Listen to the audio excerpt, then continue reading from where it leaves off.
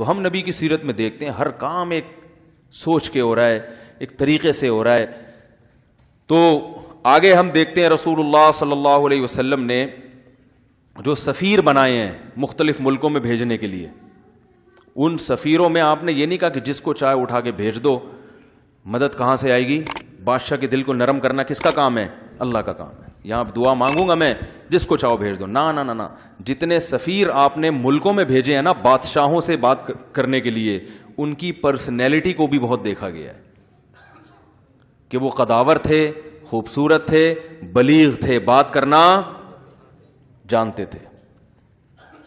اب کسی ایسے شخص کو سفیر بنا کے بھیج دیا جائے کہ وہ بولنا کچھ چاہ رہا ہے, نکل اس کے منہ سے کچھ اور رہا ہے, یا گھبرا رہا ہے وہاں جا کے, تو کتنی اچھی دعوت ہو, کیسی ہی زبردست حق ہو, لیکن اس کو پیش کیسے کرنا ہے اس کا بھی بڑا اثر پڑتا ہے.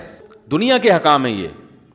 تو رسول اللہ صلی اللہ علیہ وسلم نے یہ جو بڑے سفیر تھے نا, دحیہ کلبی رضی اللہ عنہ, یہ سفیر تھے, ملکوں میں جاتے تھے بادشاہوں سے بات کرنے, اثر پڑتا تھا. پہلا امپریشن بادشاہ کے سامنے, بھائی یعنی ہٹو بچوں, ٹھیک ہے نا. یہ اتنے خوبصورت تھے جن کو نبی نے ملکوں میں بھیجا تھا سفیر بنا کے.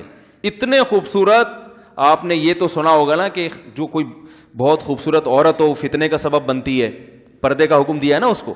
مرد کو پردے کا حکم کبھی سنا آپ نے؟ حضرت دحیہ کلبی پر حضرت عمر نے مدینہ میں داخلے پر پابندی لگا دی تھی کہ عورتیں فتنے میں پڑ رہی ہیں ان کی وجہ سے. اور بعض روایت میں آتا ہے چہرہ ڈھانپ کے آیا کرتے تھے, چہرہ کھولنے کی اجازت نہیں تھی.